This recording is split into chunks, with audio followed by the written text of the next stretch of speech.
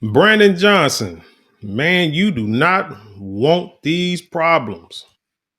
He's been the only Democrat that's willing to work with this administration as a mayor. Chicago resisting, LA resisting, and it looks like Tom Homan has accepted the invitation from Mayor Adams to have a meeting today to talk about what they're going to do once he takes off. Right. We're not asking for a lot. No. We're asking for access to criminals. That's right. And the detainers honored. Give ICE a chance. By the way, I thought it was a great, Robert Holden, a Democrat from Queens, said, if you want to show that Mayor Adams, talk is great, but if you want to show that you're sincere, set up the ICE office at Rikers again. Because they closed it down because they don't want to let. He's also considering. Eric Adams is also considering getting rid of the sanctuary city staff. That's right. So Tom Homan pictured right there is going to be meeting with the mayor of New York. People trying to say that Eric Adams is trying to befriend or support Donald Trump because of these charges that he's facing. Y'all remember this? Understand this? That even before the charges came out,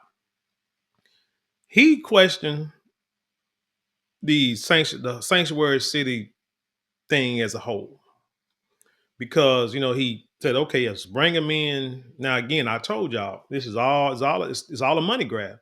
That I feel that government has money set aside for different things, and migrants coming into sanctuary cities or into this country has a budget also. And if you're spending other money, but this money is not being touched, you got to find a way to get a hold of this money. So I feel, just my opinion, that they said, okay, let's let these people in. We got millions upon millions of dollars sitting here not being touched. Once you bring these people in, now we can use this money for the migrants coming in. That way the money can go to the community and come back to the government so we can use it for other things, like maybe it's send it to Ukraine. I'm just saying. Rick Ross, freeway Ricky Ross, the real Rick Ross, was a big time drug dealer back in the 80s. And it came out that he was getting his money he was getting the dope from somebody that was working alongside the CIA. And you see the story of Snowfall. I've already been through that. We already been through that. But the thing is, they needed money. The government was help funding. I can't remember the details, but to the Iran-Contra wars, and so you had these guerrillas that the America was funding parts of this war, and then it got cut off. But they still needed to support this. So what they did was they brought the narcotics in America. It was sold, and they used that money to get guns and money, and get weapons and weapons and money, and send it back down to the soldiers that they were supporting, so they can help win that war. Same thing, like I say, it's just money. It's just legalized. This is just legalized money laundering. So anyway, like I say, yeah, money grab in the beginning. But what happened was Eric Adams got pissed because once the budget was used and the federal government said they was going to give them these sanctuary cities more money, New York, Chicago running up out of money. And Eric Adams was the first one to say, hey, look here, I need some help. I need some funding. And he was ignored. Then he goes to DC, or did they come to DC? Well, anyway, somehow he was in the same vicinity of the president or the vice president. And I think he went to DC. And they did not meet with him. He went to DC to talk to them about the sanctuary city and the funding. And he said they never saw him. So he got upset and said, oh, we got to do something about this because we can't afford to do this. This is going to hurt our city. And then next thing you know, Donald Trump even predicted this, said, oh, they finna come after him because he's going against them. And sure enough, they put charges on him. But some people want to forget about that.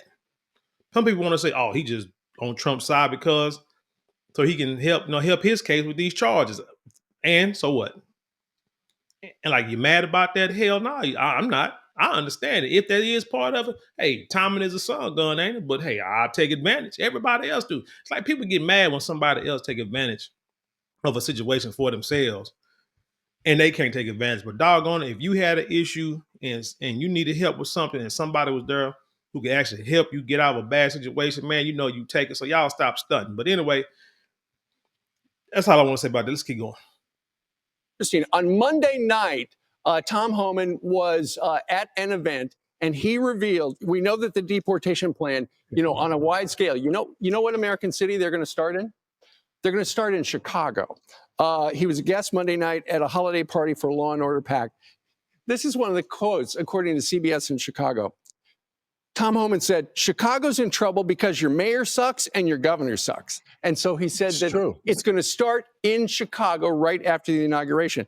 And Homan asked the Mayor Johnson, and Governor Pritzker to come to the table and help with the biggest deportation in history. And here's the other quote. He said, if your mayor doesn't want to help, he can step aside. There's Johnson right there. But if he impedes us, Tom Homan said, if he knowingly harbors or conceals an illegal alien, I will prosecute him. So that's new. Now Tom Homan is suggesting if these people in the sanctuary cities do impede the federal government, he's going to press charges. Well, you can't harbor felons. No, you can't. Exactly. And that's what you're doing. People came across the border. That's a federal crime. And if you trying to, Brandon Johnson's stupid. Let me just say this. He willing to platform saying how bad it is to break up these families. And the borders are Donald Trump both said, we ain't trying to break up no families. You can either leave with your family or you can stay here and send your family on back home because they shouldn't be here and they can try to go through the process. Well, if they felons, they say they're going after felons, so we're not even getting to that point. But Brandon Johnson, are you willing to break up your own family to help support people who committed a felony? And they know it was because this is known all over the world. You cross borders illegally, it's illegal. The word illegal, everybody knows what that means. So you're willing, that's interesting. That's real interesting that she's willing to go to jail and face prosecution. Man, just stand down, bro. Stand down, just say my bad. Say get this can be your hey big head moment. I apologize. We tried to do something, it didn't work. So now let's revisit it. Because nobody in your city like you. Your black folks don't like you. You have panic attacks. This job just ain't for you. Your wife needs to be the voice of reason right now.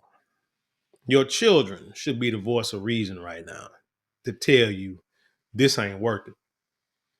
This is one of them times where the woman say, if you don't stand down, I'm leaving, taking the kids and we leaving you, divorcing you and taking everything this is the one of them times that the family should be saying that. There's already a federal statute, and that's all they're saying right now is that when we come to pick them up, they're already in custody, right? Or they're already in a certain community. The residents are upset. Just let us get out of the way. Proof from the residents themselves. Listen to them speaking out against their mayor. Watch. Mayor Brandon Johnson, you took an oath to uphold the Constitution. Or when you took an oath, was it only intended to fight for the 10th and 14th Amendments regarding illegal aliens? We don't want illegals in our community. We don't want migrants terrorizing our own people. And to have y'all sit up here and say, we have to accept $70 million being given to them when you got black people who are already struggling and need help, it is a disgrace. All people. And that makes no sense. I mean, even the scriptures tell you to take care of home first. Take care of your own people. Take care of yourself and take care of your people, and then you can help the community. If you can't help your own home, how you going to bring in other people? Just going to make the situation worse. By the way, we could have played 12 of these. Yeah. No. So the people agree with Tom. Well, and you could see in that wide shot, you could see that some people were wearing, you could see red shirts. You know what the red shirt said? Chicago flips red. So essentially, he's getting in. It is kind of funny. And I know I'm getting a story from Fox News, but it is kind of funny hearing white people talk about this situation. Seeming like just the way they present the story, like they're like amused and amazed at what's going on. But this is like just common to us. Like we like, the way they just like presenting this story. But we're like, it ain't. I mean, it is what it is. But come on, guys, y'all really showing y'all whiteness. Let's finish this up. So essentially, those people who are showing up are suggesting, okay, you don't listen to me. Just remember, politics have consequences, and we could flip this town red, which would be rare. I'm so glad this is their message, finally, because you've been to Chicago how many times? I mean, Gianno Caldwell's brother was killed there, and it's very dangerous already. The money needs to go to the residents. It doesn't need to go to the illegals. Well, Ainsley, and when I was there a few months ago, they're showing this now. We're showing this now, but we covered this leading up to the election. Yeah. They had shut down schools and kids in the community. They said they didn't have any money for it. And then Why'd they do that? reopened them. To shut them down? Well, they shut them down because the city said, here's the airport. They said, we don't have any money to fund this school or this community center. But then they reopened them, found the money magically for the illegals there. Yeah. Y'all remember when I was in there as well? I was outside of one of the holding facilities. There's drug bags all outside of the place where they clearly have some type of illegal substance there. And the residents have been crying out for help for a long time, and the mayor is still giving a backhand. I know. Why is the mayor It's doing that? He's not crazy. listening to. Now, see, back to the legalized money laundering thing. This would make more sense if they said, okay, we're going to bring them out. We're shutting schools down because we don't have the money. Here's what we'll do. Behind closed doors. Here's what we'll do. We'll bring the migrants in, get that money, have it going back to the community, and it be placed back, into the government. And what we'll do is, when we do the reallocation, we'll put more of that money back towards the schools, back towards the community, so that we can help our people. By that time, we'll get these migrants up out of here. That would be nice. But the problem is, we know that's not happening because he's still trying to bring in more migrants. He's not talking about, and he's trying to raise more taxes. So raise taxes more for the citizens, like $300-something million that the alderman shot down, even to a not vote. And so that's not the plan. So I don't know. Brandon Johnson, I have no idea what he's trying to do. Is he trying to become governor, or is he trying to be like the first real black president? I don't know, but we'll see. He's trying to build his political career, but man, it's not working with the citizens. To the people. But what's interesting is that the people he thinks he's representing, he doesn't understand. He's going by an old playbook. He thinks that if I go to the bat for inner city America or for minorities in my city, I'm going to make the hard decision against the law enforcement. But law enforcement and his people actually agree. He's the impediment. Yes. So is the Denver mayor the impediment. Yeah. Denver has fallen apart, crushing on its own weight. Per capita, more illegals, more immigrants than even New York City. And all this mayor cares about, I'm going to fight for my people. Do you understand that your people are asking you to get out of the way? And he once agreed. Yeah. He told us in an interview that they're at their breaking point. Right. Magically, when Donald Trump is elected, then he turns back to the same old thing. Yeah. So you can't just resist because it's Trump.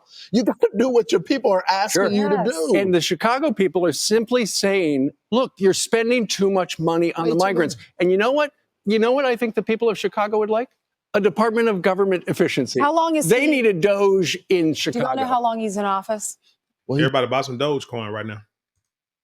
Just I know got it's there. he's like got a 3 year more ago? years left. He's like a year, 2.5 years, I would say. I'd say also they are in the They got to red. get it right. They got to get it right in Chicago. They continue to elect these individuals that aren't common sense. And that's why Tom Homan is starting in Chicago. The crazy thing is he was second and they had the runoff and he ends up winning because he consolidated. Chicago reminds me of New York.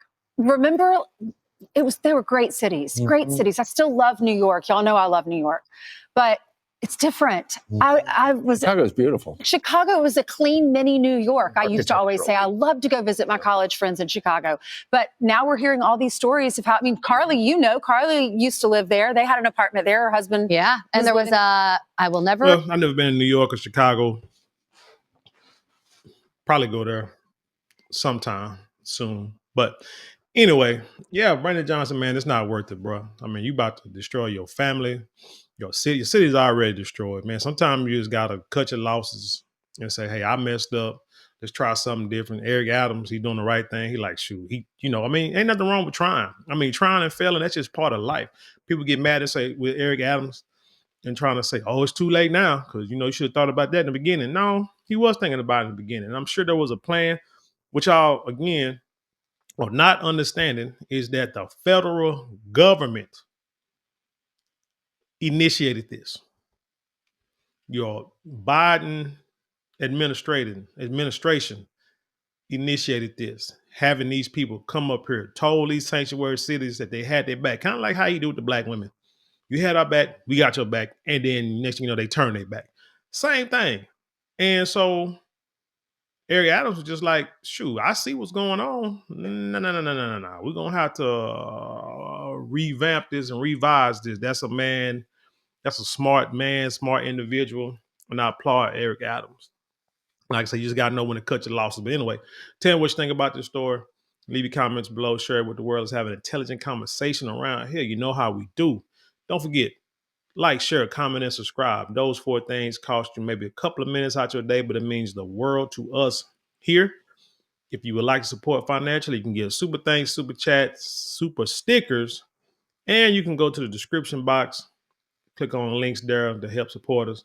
Don't forget to go to marlonmorale.com where you get 10% off your first item of all our luxury items. I promise you will not be disappointed. And right now, take advantage of our mini sandalwood beard kit, where it has beard oil, beard wash, beard balm, and sandalwood clinically proven to help stimulate hair follicle growth. So if you're trying to grow that beard to its full potential, why not use the best product on the market? And with that being said, I leave you in peace, and I'll see you on the other side.